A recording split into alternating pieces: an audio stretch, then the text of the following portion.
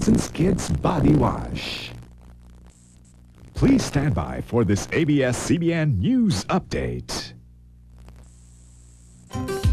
Magandang umaga mula sa ABS-CBN News Center. Ako si Lizelle Castro. Isa na namang muntik nang maging biktima ng salvage ang dumulog sa ABS-CBN News upang ilahad ang kanyang sinapit. Ayon kay Juanito Lizardo na isang fish pond operator, nag-aabang siya ng masasakyang taxi sa tapat ng SM North EDSA. Nang puwersahan siyang tinangay ng dalawang armadong kalalakihan na lula ng isang owner-type jeep. Piniringan ang kanyang mga mata at iginapos ang mga kamay. Dinala siya sa isang bahay at binugbog. Narinig niya na isa sa mga suspects na nagsabing siya ay isa-salvage. Nag-inuman ng mga suspects hanggang sa makatulog na siyang samantalahin naman ng biktima para kalagaan ang sarili at tumakas. Ayon sa biktima, wala siyang alam na motibo ng pagdukot sa kanya, kundi ang pagsasampa niya ng kaso laban sa isang taxi driver na nagbanta sa kanyang ipasa-salvage umano siya. Magbabalik ang News Advisory mamayang 1:30. She's one hot talk show host. She's got the most talked about celebrities. She's tackling relevant topics left and right. Stay tuned for Today with Chris Aquino. Coming up next. Ikaw naman eh. Sinasadya nila yun. Inaabangan nila ako doon. Alam mo ba yun? Palagi nilang ginagawa sa akin yun. Punong-puno na ako. Isusumbong ko talaga sila sa tatay ko. Huwag mo na isumbong sa tatay mo. Magagalit yun. Yung mga tambay doon sa palengke, binastos ako. Oh, baka binibiro ka lang ng mga yon.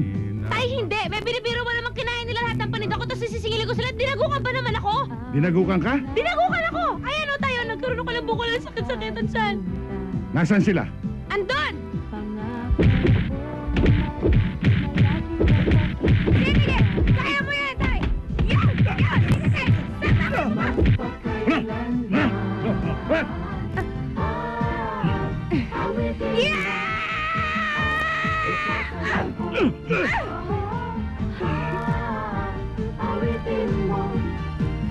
Matapang ka, ha?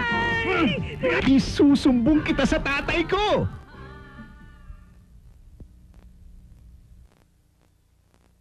Ang larawan ng nakalipas. Parang nagsama na kami ni Celeste. Sometime somewhere in the past. Celeste? Hindi mo pa ako tubusang kakilala. Hindi mo pa alam ang lahat ng pagkatao ko. Andito naman ako para sa iyo eh. Kahit sino ka man.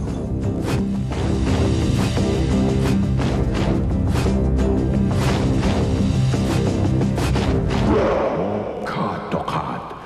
Ngayong Martes, 8:00 ng gabi.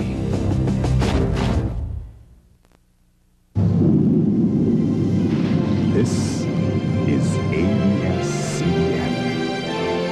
In the service of the Filipino worldwide. Ang programang ito ay hatid sa inyo ng Head & Shoulders, New Improved Whisper, Double Action Tide, Pond's Antibacterial Facial Scrub, Joy Antibac, Selecta, at ng Comfort Fabric Conditioner.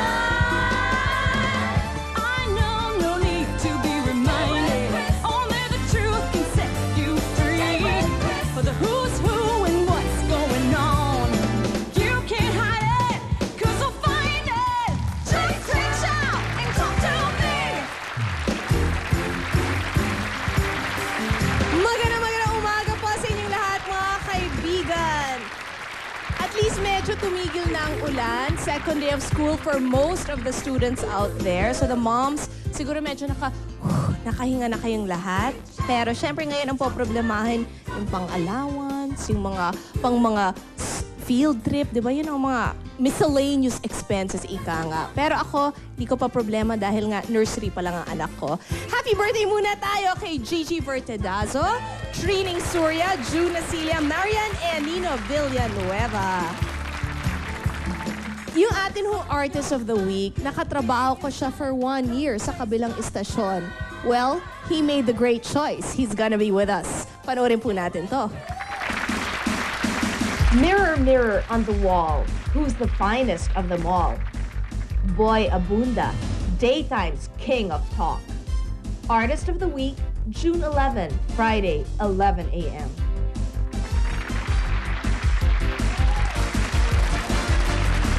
Today, let's be in sa news again. Pag-uusapan ho natin, kapalit. Ano bang kapalit na hinihingi sa ating mga sumasakay sa PAL, sa mga manggagawa ng PAL, at sa executive board ng PAL for it to remain flying, diba? Kasi importante yan. I really believe tama si Lucio Tad in keeping PAL alive because that's part of our national heritage. Tayong Asia's first airline, so dapat lahat tayong mga Pinoy, tangkilikin din natin ng PAL para manatili silang flying the friendly skies. Well, also, we will have Senator Miriam Defensor Santiago kasi meron siyang bagong kaaway. Si Miriam laban sa Puno. Hindi ho si Dong Puno, kundi si Ronnie Puno, ang DILG Secretary.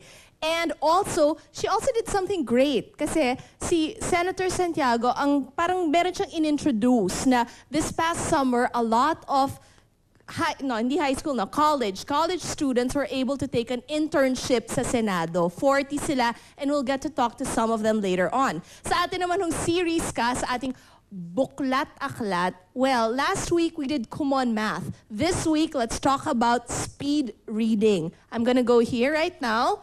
At sila ang mga magde-demo. Okay, who's Connie? Hi, Connie. This is Connie Jimenez, and this is Katz. You wanted to be Katz Zeta. Okay, you are both part of, what's your thing, the organization that you belong to or the school that you belong to, what's it called? We enrolled in ProSec for speed reading course. Okay, ProSec. ProSec, that's Professional Skills Enrichment Center. Okay. Do you work? Yeah, Where? IBM. Wow. Oh, what about you? I'm going to med school this June. Exactly. Yun, because you're going to med school, it's so important to be able to read and absorb tons and tons of books Yeah, talaga. that's true. That's correct. Saan ka natanggap? UP, College of Medicine. Wow. So, naku, nakaka-tense ata. Purong mga smart lang ata ang nagpupunta sa ProSec. No, not really. My God, for you to be accepted in IBM and for you to be in UP College of Medicine. Okay, we're going to start an experiment po. This is a book I recently read which I really enjoyed. Memoirs of a Geisha by Arthur Golden. Ang gagawin natin kasi is that at the start of the program, uumpisahan yung basahin. And then, later on, parang tatanungin ko sa inyo how far you went based on dun sa skills na natutunan nyo sa speed reading and how much of the book you actually absorbed. Because, di ba, ang speed reading, I think, more than just reading it fast, it's really comprehending what you've read. So I'm gonna go back to you and I'm gonna say, wag ho kayong aalis dahil babalik po kami.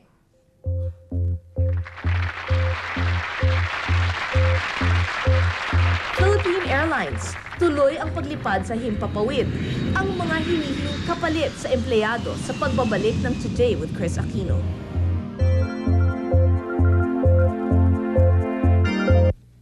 Ang programang ito ay hatid sa inyo ng Joy Antibag.